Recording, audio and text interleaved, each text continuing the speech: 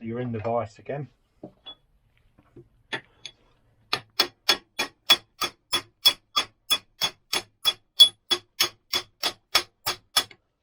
Just keep my eye on this because it will drop to the floor. Could do with another pair of hands really.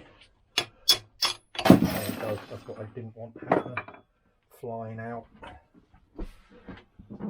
This is exactly what it's done. Knocking loads and loads of nuts and bolts over that I've got.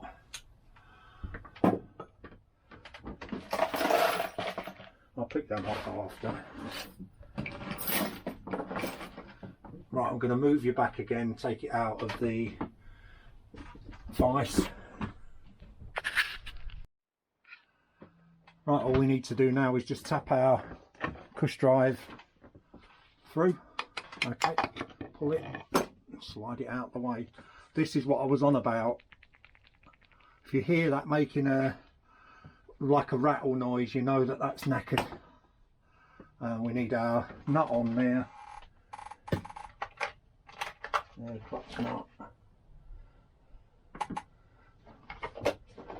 Get me nuts and bolts up.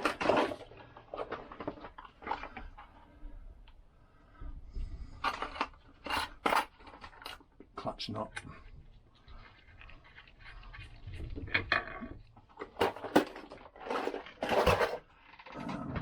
14 again, which is under here. Just tighten it up a bit.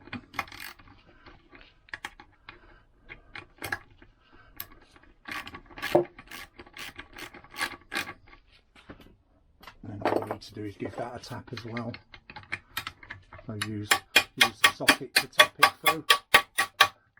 As you can probably see, it's moved over. I'm not tapping it hard. It doesn't help that the actual engine is moving over, but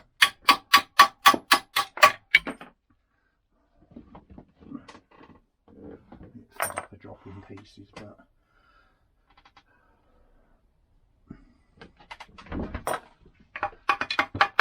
that way at least I can hold it.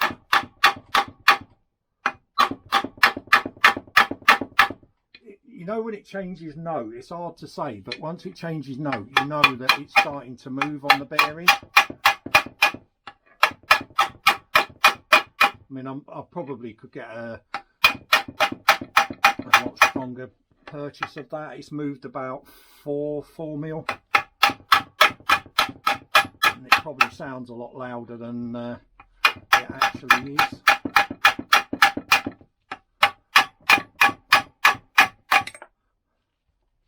Forgot about these falling out.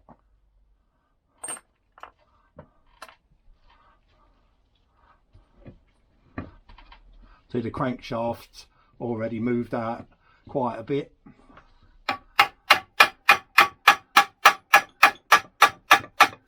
And the more it moves, the easier it moves as well, because obviously there's less resistance.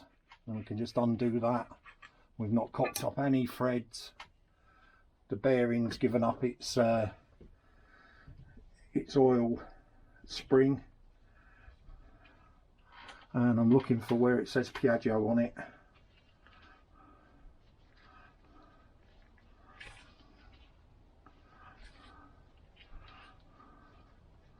It did have Piaggio written on it. I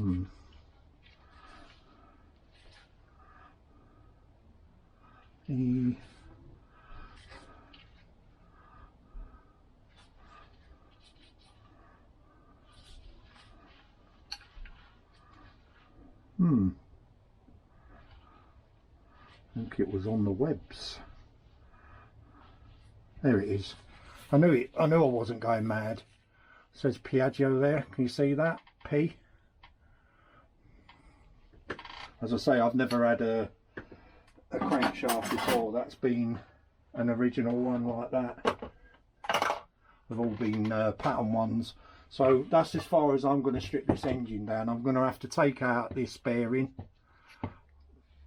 This bearing, if you heat up the crankcases themselves, will pop out, and you've got a oil seal on the inside of that, which I prefer this, and this is the reason why I love the GS engine. It's got the same bearing and oil seals both sides, and they're lubricated by these little holes on both sides. Where's my little pointy tool? It should be somewhere there. There it is. So the oil comes in there around the bearing through the back, so the bearings are always lubricated. And they, you know, I've done a little bit of miles, not many miles in this. That is, yeah, that's as good as a new bearing basically. It's not showing any signs of wear and tear. And that cut out is what I'm trying to show you there. You need that in line with the cush drive to clear there. There is another bearing on here which the axle goes through. There's no oil seal on that, it's just held in with this. As you can see, it's had the deadly screwdriver tightening it up. It doesn't do anything but support the axle, and that spacer goes between the two bearings, keeps the bearings apart. If you've ever been on a GS, they are very smooth, very nice engines. The only thing I would say, which they did improve on PXs to some extent, was the crash gearbox. The fact that, you know, there's no cushion between the cruciform, which is that device there. It's basically knocking in between the gears. So really taking this out was only just to show people and help me clean it all, because the engine will be nice and clean again. There's a cut out there for the oil thrower for the gears. That on later PX engines and etc., on the, you know, the scooters that replaced the GS, basically the GL, the Sportage, all them sort of stuff, they have an oil thrower. Some have got them cast in the casing, and some have like a nylon part that goes in. I'm just looking at these casings, and you know, they have had quite a problem before with the cush drive.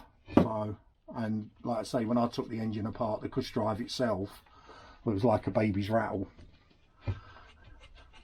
like a bag of nails, which shows me that it's been used and probably not taken apart from a long time.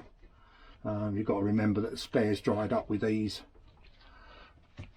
quite a lot, like Lambretta. You know, the concessionaires went to the wall over in the country, and to a lesser extent Vespa, more Lambretta that died out. But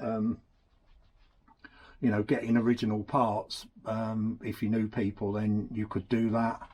If you didn't know people, then you got no chance basically. You know, if you lived in the middle of nowhere, you were relying on, what was it, Exchange and Mart. It was an old rag that used to do car parts and that. I can remember when I first got into scootering, you used to, you know, buy it every Thursday to have a look at the scooters. I think it was Thursday or Tuesday, I can't actually remember. If somebody can let us know in the comments. Basically what you did was, you look through the comments, it'd be Lambretta parts, and you know, a lot of it was very cottage industry back in the sort of late 70s. I've known people, you know, who drive halfway across London to get a scooter, using public transport and just riding them back. The good old days, where you had faith in humanity. I would say a lot since then is people have changed, haven't they, is what I'm trying to say. Can you trust everybody these days? That's the reason, as I probably said in previous videos, why I got involved in repairing them myself. It simply was because of that. When you knock in this axle back in again, do not hit it there. Use the outside edge of this, or if you've got, you won't get a plunger to plunge back in there again. If you, I was going to say if there's a puller, I don't know if there is or not, or a pusher, socket over the edge of that. Never hit this, because if it deforms, what have I done with the gearbox? that goes in there, and if it pinches, and it will stop the wheels turning. It's just friction, so you want that to be nice and even in there, and that's what moves your gears as you move that across. And it's only variations of this that they changed on the PX. They still kept that set up, and indeed Lambretta did, but with what they call a spider that goes on the inside and moves these along. You know, you've got your sliding dog and whatever. There's different names for all the devices, but if you bend that, you're going to be replacing it. And these are different from PX ones. I don't know if you can actually buy them or not. I would imagine somebody's got some somewhere. This oil seal, they knock in and knock out with a with a tool, which I've got. You can see how good, you know, it's been bathed in oil. It's not rusty at all. It's easy to see what you've changed and what you haven't changed when you take an engine apart. Like I say, I don't know why I've used these long ones. I'm going to have to check the threads on them. There must be a reason, but all I'm going to be doing now is cleaning up all the gasket bits, taking them off. So watch out for the next one. I'm hoping that sometime in the not too distant future we will get the cylinder kit, or if I can get the gasket kit sent to me for what I'm planning on, we won't be using a Nagy cylinder. We'll be using the cylinder I've got my eye on, which has got reed valve built into it, 7 ports from what I can gene out, so we might have to cut a bit of the top of this out so that we've got 3 transfer ports, not just 2. These are akin to Lambretta, they're not very big transfer ports. I know with the SIP kit they expect you to open this out, but you know, I can't remember who it was. I think it was Darryl Taylor who built 2 engines on Lambretta and left these standard and ported everything up, and that made no difference at all. So I don't know. You see, this is another thing that I always find with the Vespa. These are rough, and I think they're left rough so that the mixture, that as it comes through, is agitated and spun, as opposed to something that's smooth. I don't know if that's true. I'm not a top tuner by any stretch of the imagination. It's just, you know, if people have scientifically done it, then, you know, who am I to correct them? If there's no benefit in doing that, there would be on the top one, simply because the cylinder kit that I am envisaging, if it does fit, will need that opening out on the top, because it has got 3 transfers, not 2. Then you've got your reed valve assembly that sits up on the top. Then I'd have to have a tube made up to go onto the carb that I'm envisaging using with this engine. As I say, I've got spare engine anyway, so I can always turn it back to original. I'm just having a look at the wear and tear marks inside this engine. I think this engine at some point in its life has had a catastrophic blow up. There's lots and lots of marks in it. It's still a good casing, you know, all the holes and all the casings fresh. That holds the bearings, as you could see when we knocked the crank back through. A lot of the worn out ones, the crank and the bearing come out in one, so we know we've got a good excuse me, brass liner for the bearing liner. We know that's good because it's simply because it's stuck. It's rock solid. The bearings nice and flat all the way, and you know, it's a bit of dirt on there on the outer side of the race. That's carbon and carbon there, so I've had a bit of blowback from my piston, I would say. Got numbers on the bearing, but because I put the numbers on the outside, had I turned the bearing around, we've been able to see what bearings they were. I think they come on as a pack from Italy with the oil seals, because originally I did have the blue Condeco ones, I think they're called, I was actually going to put the what do you call them ones, the latest ones for the petrol and what have you, but there's so much oil in these engines. You know, they run 6% standard. I'm hoping to get away with about 4 or 5% when I rebuild it, simply because the crank's not got the bearing liner that these have got. So they've got a solid bearing.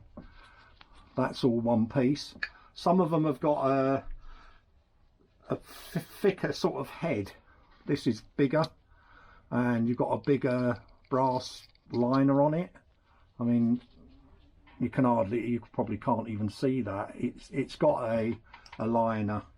There is a rasp tool that you can do to ream that out and put a new one in, and you just preen it over on both sides and it doesn't spin then, and it's got a cutout for the oil to go in there. But you know, there's a reason why they went to roller bearings as opposed to that. It's less oil because the oil can get around the bearings more. I think this as a crank is, for its age, you know, there is no movement. That's one of the best cranks I've come across, and like I say, original. That's why I reused it again. It's it's a brilliant crank, really is a brilliant crank. All good keyways on it, because with long story short, with the Vespa, a lot of these keyways have been mullered over the years because people didn't have the ability to tighten up stuff properly. They didn't have torque driver, torque wrenches like we've got nowadays. They're a lot cheaper. So anyway, I'm just waffling anyway, so I'm going to cut away, clean up all this. You can see the oil coming out of there. Yeah, and that would have been lubricating them bearings. Brilliant idea, and I don't know why they changed it, especially to the PX ones where they've got that horrible flywheel side bearing. I cannot stand that. It comes apart in 2 bits and you've got your spacer that gives it 1 mil gap. These just butt up to the crankshaft, both sides, totally balanced both sides by virtue it's got the same bearing, same oil seal. I just think they're a smoother engine, but that's me. I do love this, the whole thing about this bike. I think the GS 150, they broke the mold when they started changing things on it. They got it right, and you know, not downhill ever since, because they got more power out of the P200s and what have you. But they could have redesigned this engine, just cost. You know, if you're looking at the amount of stuff, this had come to the end of its size, simply because, as I said to you in the previous video, you can't go bigger here. This needs to be reconfigured up the top end. and they've gone to the rotary valve on the Sportique anyway. So by 1960, this basically was old hat compared to the Sportique with the rotary valve. Although they did have, and the Sportique does suffer with it, and people are going to say, no, I've had one for years and I've never had it. The edge of the crankshaft wears out, and what it does, if the crankshaft moves slightly, it wears the port out and they get scoring marks. I've seen loads of videos recently where they're filling up the, I'm digressing here, but they're filling up the hole where the crank seals, and you know, it's full up. That's too tight. It's supposed to be like 20 seconds or so. It should go from full to empty, and the longer it lasts the better. There's got to be a gap there.